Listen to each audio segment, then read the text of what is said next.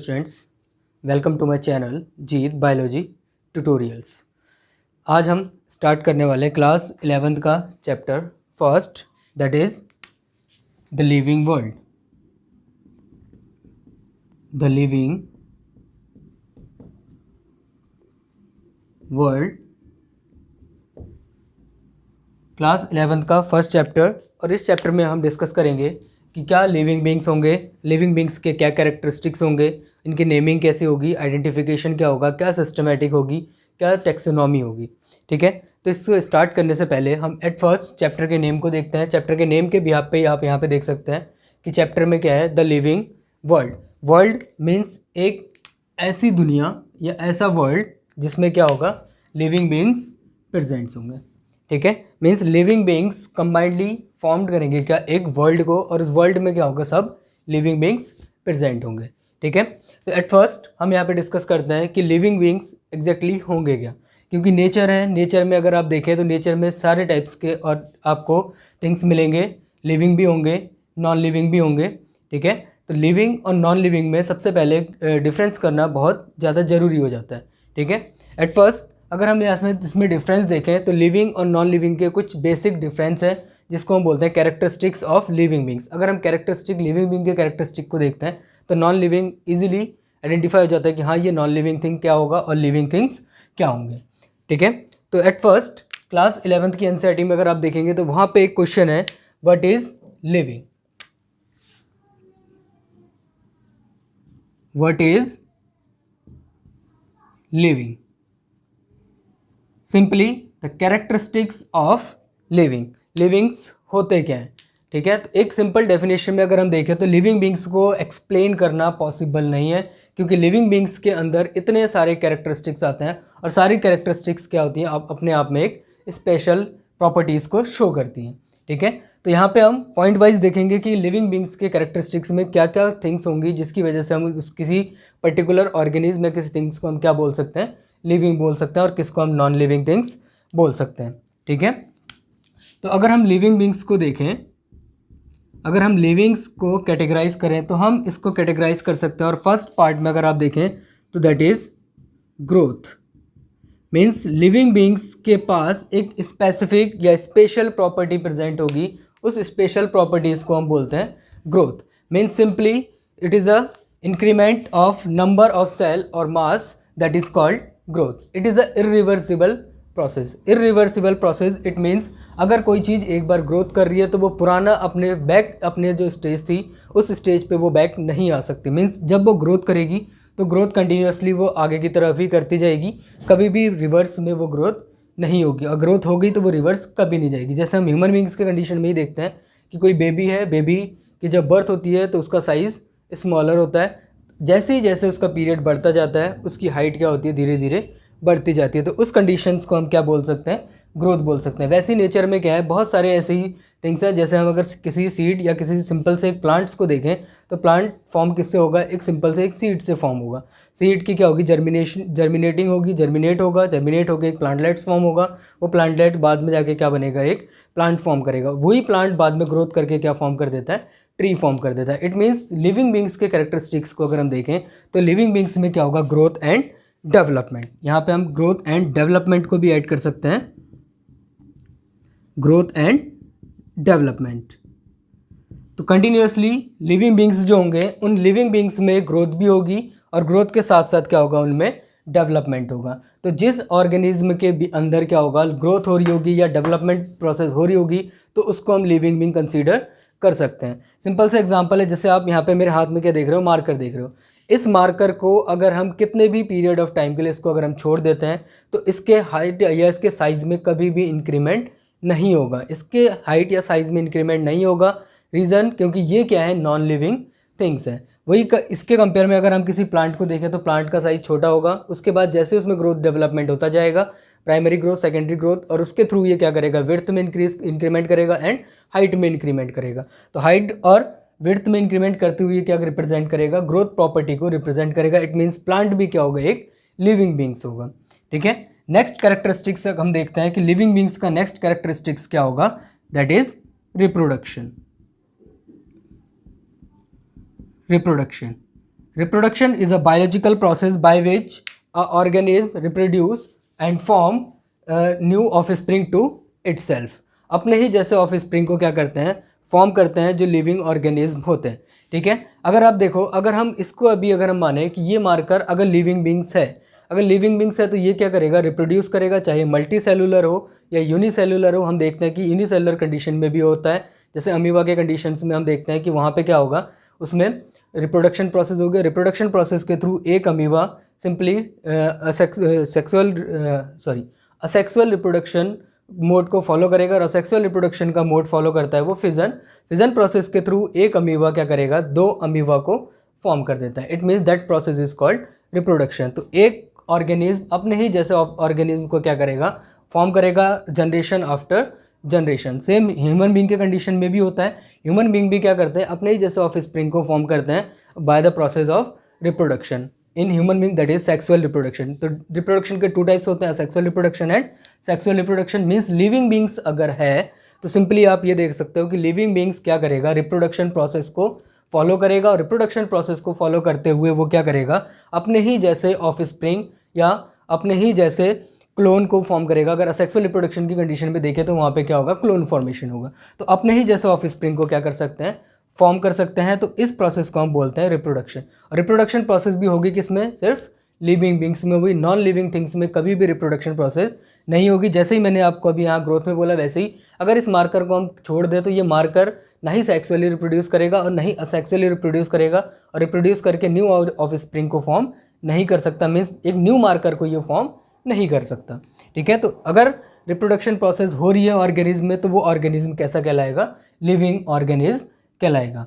ठीक है, इसी के अपोजिट साइड में अगर आप देखो, जो रिप्रोड्यूस नहीं करेगा, इट मीन्स वो क्या होगा, नॉन लिविंग थिंग्स। जो ग्रोथ एंड डेवलपमेंट प्रोसेस में इन्वॉल्व नहीं होगा, इट मीन्स वो क्या होगा, नॉन लिविंग थिंग्स। अपोज में आप वैसे समझ सकते हैं कि इसका अपोजिट जो होगा वो क्या होगा, नॉन लिविंग थिंग्स होगा। ठीक है, नेक्स्ट कैरेक्टरिस्टिक्स हम देखते हैं, that is metabolism. Metabolism, it is the sum total of chemical reaction that occur in living organism। Means किसी लिविंग ऑर्गेनिज्म के अंदर जितने भी केमिकल रिएक्शंस होती हैं उन सभी केमिकल रिएक्शंस को हम बोलते हैं मेटाबॉलिक रिएक्शन और मेटाबॉलिक एक्टिविटी। ये कैटाबॉलिक भी हो सकता है और एनाबॉलिक भी हो सकता है। मीन्स सिंपली अगर हम देखें तो हमारी जो बॉडी है वो फॉर्म किससे हुई है, सेल से फॉर्म हुई है। सेल से टिश्यू फॉर्म हुआ है, टिश्यू से ऑर्गन फॉर्म हुआ है, ऑर्गन से ऑर्गन सिस्टम फॉर्म हुआ है। अगर हम मल्टी सेलर ऑर्गेनिज्म की बात करें, अगर हम यूनिसेलर ऑर्गेनिज्म में देखें तो उसकी बॉडी में क्या होता है, सिंगल सेल प्रेजेंट होता है। तो सिंगल सेल के सारे कंपोजिशन हमको पता है कि उस सारे कंपोजिशन में ही क्या होता है, सारे केमिकल्स प्रेजेंट्स होते हैं। सारे केमिकल प्रेजेंट है तो इसी वजह से उसमें क्या होता है, बहुत सारे केमिकल रिएक्शंस होते हैं। ठीक है, केमिकल रिएक्शन का एक सिंपल सा एग्जांपल मैं आपको देता हूँ। सिंपल से एग्जांपल, जैसे हम प्लांट के कंडीशन में अगर हम देखते हैं तो वहाँ पे फोटोसिंथेसिस रिएक्शन होती है। फोटोसिंथेसिस रिएक्शन में क्या होगा, वाटर कार्बन डाइऑक्साइड के थ्रू सनलाइट और क्लोरोफिल के प्रेजेंस में वो क्या फॉर्म कर देता है, ग्लूकोज मॉलिक्यूल फॉर्म कर देता है। ग्लूकोज मॉलिक्यूल फॉर्म कर रहा है, इट मीन्स ये क्या है, एक केमिकल रिएक्शन है जो कहाँ चल रही है, सेल के इनसाइड, प्लांट सेल के इनसाइड चल रही है। It means chemical reaction living beings की एक प्रॉपर्टी होगी, जिस लिविंग बींग्स के अंदर क्या होगा, केमिकल रिएक्शंस चलेंगी। तो जिनके अंदर केमिकल रिएक्शंस प्रेजेंट होगा, मीन्स ऐसे ऑर्गेनिज्म जिसके अंदर केमिकल रिएक्शंस हो रही होंगी, उन सभी ऑर्गेनिज्म को हम कंसीडर क्या करते हैं, लिविंग बींग कंसीडर करते हैं। बट यहाँ पे एक छोटा सा डाउट फिर आता है कि अगर हम सर लैब में देखते हैं तो लैब में क्या होता है कि हम टेस्ट ट्यूब के अंदर किसी केमिकल रिएक्शंस को करते हैं। तो केमिकल रिएक्शंस, और मैं यहीं पे ये बात कर रहे हैं कि मेटाबॉलिज्म में क्या होगा, जो केमिकल रिएक्शंस होंगे उन सभी केमिकल रिएक्शंस को हम क्या करते हैं, लिविंग बींग्स कंसीडर करेंगे। बट जो लेबोरेटरीज में अगर हम टेस्ट ट्यूब में अगर किसी केमिकल रिएक्शंस को कर रहे हैं तो ना उसको हम लिविंग बींग में कंसीडर करते हैं और ना ही उसको नॉन लिविंग थिंग्स में कंसीडर करते हैं। मीन्स मेटाबॉलिक एक्टिविटी अगर किसी लिविंग बींग्स के अंदर हो रही होगी तो उस कंडीशंस में ही हम उसको क्या कंसीडर करेंगे, लिविंग बींग्स कंसीडर करेंगे। ठीक है, नेक्स्ट कंडीशन है बहुत important, that is respond to stimuli. Respond to stimuli और कॉन्शियसनेस और consciousness. Respond to stimuli means जितने भी लिविंग बींग्स होंगे वो क्या करेंगे, स्टिमुलाई के अकॉर्डिंग क्या करेंगे, रिस्पॉन्स करेंगे। जैसे हमने क्लास 10th में पढ़ा था, क्लास 10th में आपने वहाँ पे फोटोट्रॉपिक मूवमेंट पढ़ा था। फोटोट्रॉपिक मूवमेंट मीन्स फोटोट्रॉपिक, तो वहाँ पे हमने क्या देखा था, अगर कोई प्लांट है, मैं यहाँ पे क्लास 10th का छोटा सा टॉपिक है फोटोट्रॉपिक, उसको थोड़ा सा अगर हम देखें तो ये क्या था, फोटोट्रॉपिज्म, जियोट्रॉपिज्म, केमियोट्रॉपिज्म, हाइड्रोट्रॉपिज्म, ये सारे कंडीशंस हमने वहाँ पे पढ़े थे। अगर ये कोई प्लांट है, ठीक है, तो इस प्लांट में हम देखेंगे कि ये क्या करेगा, स्टिमुलाई के अकॉर्डिंग ही क्या करेगा, मूवमेंट करेगा। अगर यहाँ पे सन है, ठीक है, तो ये सन से क्या आ रही होगी, लाइट आ रही होगी। मीन्स सन की साइड, जिस साइड पे लाइट प्रेजेंट होगा उस साइड पे अगर प्लांट की मूवमेंट होती है तो उस टाइप के मूवमेंट को हम बोलते हैं phototropic movement, and that is positive phototropic movement. तो अगर यहाँ पे सन है और सन से क्या आ रही है, लाइट आ रही है, और लाइट के साइड, लाइट जिस साइड पे लाइट है उस साइड पे अगर प्लांट में मूवमेंट हो रहा है तो इस टाइप के मूवमेंट को हम बोलते हैं पॉजिटिव फोटोट्रॉपिक मूवमेंट। तो इस कंडीशन पे आप क्लियरली देख सकते हैं कि यहाँ पे जो सन है और सन से जो लाइट आ रही है ये फंक्शन कैसे कर रहा है, स्टिमुलाई की तरह फंक्शन कर रहा है। मीन्स स्टिमुलस कौन है यहाँ पे, लाइट, और लाइट की तरफ क्या कर रहा है, प्लांट मूवमेंट कर रहा है। ठीक है, तो यहाँ पे सिंपल है कि रिस्पॉन्ड टू स्टिमुलाई मीन जितने लिविंग बींग्स होंगे, लिविंग बींग्स ऑलवेज क्या करेंगे, स्टिमुलाई के अकॉर्डिंग रिस्पॉन्ड करेंगे। ठीक है, ऐसा ही ह्यूमन बींग्स के कंडीशन में भी होगा, वो रिस्पॉन्ड करते हैं स्टिमुलाई के अकॉर्डिंग। जैसा स्टिमुलस होगा वैसे ही क्या करेगा ह्यूमन बींग, उसको अकॉर्डिंग रिस्पॉन्स करता है। सेम यहाँ पे अगर हम कॉन्शियसनेस को देखें तो ह्यूमन बींग का सबसे बेस्ट एग्जांपल है कि हमारे बॉडी में क्या प्रेजेंट होता है, कॉन्शियसनेस प्रेजेंट होता है। मीन्स हम क्या होते हैं, सेल्फ कॉन्शियसनेस, अपने अकॉर्डिंग अपने लिए हम क्या होता है, बहुत कॉन्शियस होते हैं कि हमें क्या चीज़ करना चाहिए, क्या चीज़ नहीं करना चाहिए। ये सारी चीज़ें हमारी बॉडी में रेगुलेटेड होती हैं। अगर यहाँ पे हम रिस्पॉन्ड की बात करें तो यहाँ पे न्यूरॉन्स के थ्रू भी रिस्पॉन्ड होता है स्टिमुलाई के अकॉर्डिंग, स्टिमुलस के थ्रू रिस्पॉन्ड जो होगा हार्मोन्स के अकॉर्डिंग थ्रू भी होगा, एंड न्यूरॉन्स के थ्रू होगा। मीन्स हमारे जो नर्वस सिस्टम्स होते हैं वो नर्वस सिस्टम के थ्रू प्रेजेंट्स होगा। मीन्स जितने लिविंग बींग्स होते हैं जनरली सभी में नर्वस सिस्टम प्रेजेंट होता है एक्सेप्ट स्पंजेस। स्पंजेस में नर्वस सिस्टम प्रेजेंट नहीं होता है। ठीक है, अगर हम इसके और अनदर कैरेक्टरिस्टिक्स की अगर हम बात करें तो कैरेक्टरिस्टिक्स मैं यहाँ पे ऐड कर रहा हूँ इसको, दैट इज एडाप्टेशन। तो लिविंग बींग्स अपने आप को एडाप्टेशन, या सिंपली इसको एक सिंपल टर्म में आप समझ सकते हो, that is adjustment. Means living beings क्या करता है, अगर लिविंग बींग्स है तो वो अपने बॉडी को जैसा उसका इन्वायरमेंट है उसके इन्वायरमेंट के अकॉर्डिंग अपने आप को वो क्या कर सकता है, एडजस्ट कर सकता है। मीन्स अपने बॉडी में वो क्या कर सकता है, चेंजमेंट कर सकता है, चेंज करके जैसा इन्वायरमेंट है उसके अकॉर्डिंग अपने आप को क्या कर सकता है, एडॉप्ट कर सकता है। बट नॉन लिविंग थिंग्स, उसके अंदर लिविंग ही नहीं है वो, तो वो क्या करेगा, जैसे इन्वायरमेंट में है वो एज इट इज़ वैसा ही प्रेजेंट होगा। तो यहाँ पे एक न्यू टर्म निकल के आता है कि अगर एडेप्टेशन है तो इट मीन्स एडेप्टेशन करने के लिए उसमें क्या करेगा, वो चेंजमेंट करेगा, और चेंजमेंट को ही हम क्या बोलते हैं, वेरिएशन, और variation smallest unit of evolution.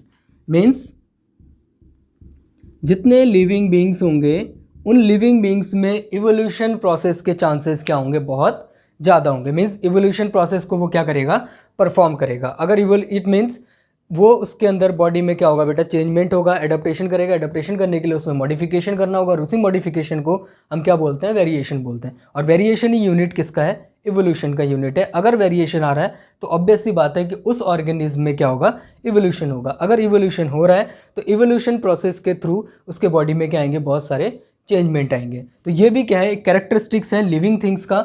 अगर लिविंग थिंग्स है तो इतनी सारी प्रॉपर्टीज़, इसके अलावा अनदर अभी बहुत सारी प्रॉपर्टीज़ भी होती हैं।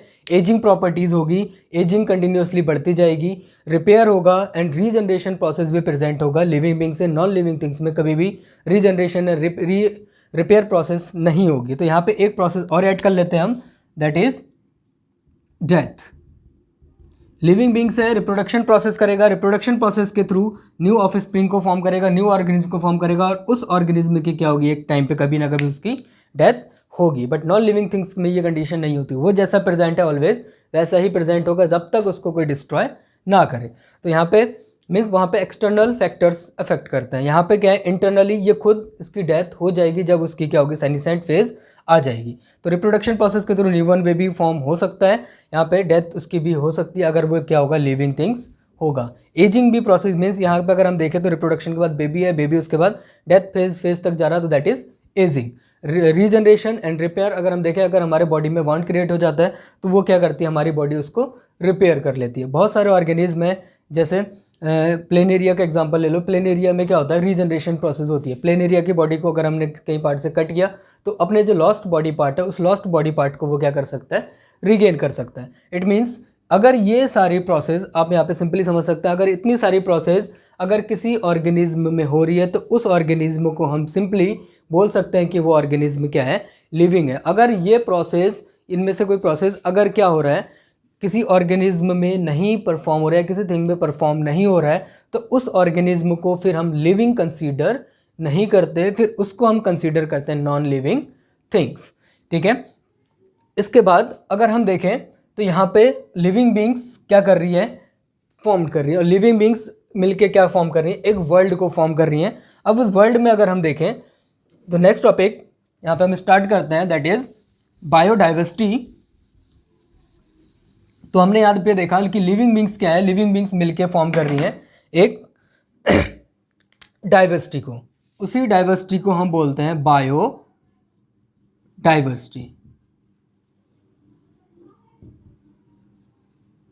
बायोडाइवर्सिटी सिंपली आप समझ सकते हैं डिफरेंट टाइप्स ऑफ ऑर्गेनिज्म और number of organism that present on earth form biodiversity. ठीक है। तो सिंपल सा मैं यहाँ पे एक छोटा सा डायग्राम बनाता हूँ, इस डायग्राम के अकॉर्डिंग हम समझेंगे इसको। अगर ये क्या होगा, सपोज करो ये किसी पर्टिकुलर किसी जियोग्राफिकल एरिया को ले लिया, या हमने अर्थ मान लो, कोई भी चीज़ आप इसको मान सकते हैं। तो यहाँ पे डिफरेंट टाइप्स के ऑर्गेनिज्म होंगे, A B C D E F G H I star has at the rate, means different types के जो भी ऑर्गेनिज्म हैं उस ऑर्गेनिज्म की हम यहाँ पे बात कर रहे हैं। तो इतने टाइप के ऑर्गेनिज्म हैं। ठीक है। तो ये सभी ऑर्गेनिज्म कलेक्टिवली मिलके क्या फॉर्म करेंगे, एक लिविंग बींग्स, या ये जितने भी लिविंग बींग्स होंगे ये सभी लिविंग बींग्स मिलके क्या फॉर्म करेंगे, बायोडाइवर्सिटी। बायो मीन्स सिंपली यहाँ पे क्या है, living, diversity means diverse condition. तो डाइवर्सिटी आप ये सभी क्या है, लिविंग है। डाइवर्स कंडीशन आप देख रहे हैं, एक है A B F G C E T at the rate S Y I Z D H, इतने टाइप के क्या है यहाँ पे ऑर्गेनिज्म प्रेजेंट है, या हम इसको मान सकते हैं स्पीसीज। इतने टाइप के स्पीसीज हैं या इतने टाइप के नंबर ऑफ इंडिविजुअल्स हैं, ये नंबर ऑफ इंडिविजुअल मिलके क्या फॉर्म करते हैं, बायोडाइवर्सिटी। अब बायोडाइवर्सिटी, अब यहाँ पे इतनी सारी ऑर्गेनिज्म है और बहुत बड़ा क्रिएचर है एक गॉड का, या हम बोल सकते हैं नेचर का। तो इतने सारे ऑर्गेनिज्म है, इसकी स्टडी करना बहुत ही ज़्यादा क्या है, डिफ़िकल्ट है। तो इसकी स्टडी को इजी करने के लिए बायोलॉजी की एक ब्रांच है, दैट इज़ टैक्सोनॉमी। टैक्सोनॉमी के अकॉर्डिंग हम क्या करते हैं, जितने भी लिविंग बींग्स हैं, क्योंकि लिविंग बींग्स आने वाले टाइम पे न्यू लिविंग बींग्स इवॉल्व हो रहे हैं, न्यू लिविंग बींग्स की क्या हो रही है, डिस्कवरी हो रही है। तो उसको हम क्या करते हैं, कैटेगराइज करते हैं, आइडेंटिफाई करते हैं, उसकी नेमिंग प्रोवाइड करते हैं। वो सारी प्रोसेस को करने में हमें क्या होता है, थोड़ी डिफिकल्टीज फेस करनी होती है। तो उन सारी डिफिकल्टीज को शॉर्ट आउट करने के लिए बायोलॉजी की एक ब्रांच है, that is taxonomy. Taxonomy, it is a branch of biology that deals with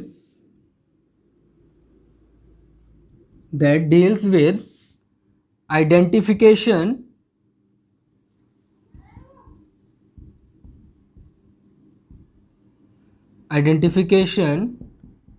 nomenclature,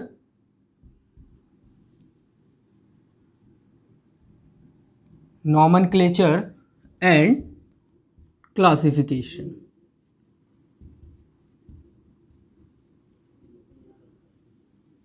mean simply taxonomy के अगर हम टैक्सोनॉमी ब्रांच में देखें तो इसमें हम क्या करते हैं, identification, nomenclature and classification. Later on next lecture में हम इस टॉपिक्स को डिस्कस करेंगे। मीन्स टैक्सोनॉमी है, इस टैक्सोनॉमी से हम स्टार्ट करेंगे नेक्स्ट लेक्चर में। वहाँ पे हम डिस्कस करेंगे identification, nomenclature process and classification, what is नॉमन identification, what is nomenclature, यहाँ पे हम डिस्कस करेंगे vernacular nomenclature, scientific nomenclature, scientific name कैसे प्रोवाइड किया जाता है, कौन कौन से ब्रांचेज होते हैं साइंटिफिक नेम प्रोवाइड कराने के, क्लासिफिकेशन प्रोसेस क्या क्या है, इसके अंदर टैक्सोनॉमी हायरार्की क्या होती है, सिस्टमैटिक्स क्या होती है। नेक्स्ट लेक्चर में हम उसको डिस्कस करेंगे। Okay, thank you class. I hope कि यहाँ पे ये सारी चीज़ें आपको समझ में आई होंगी। नेक्स्ट लेक्चर के लिए आप हमारे चैनल पे विजिट कर सकते हैं।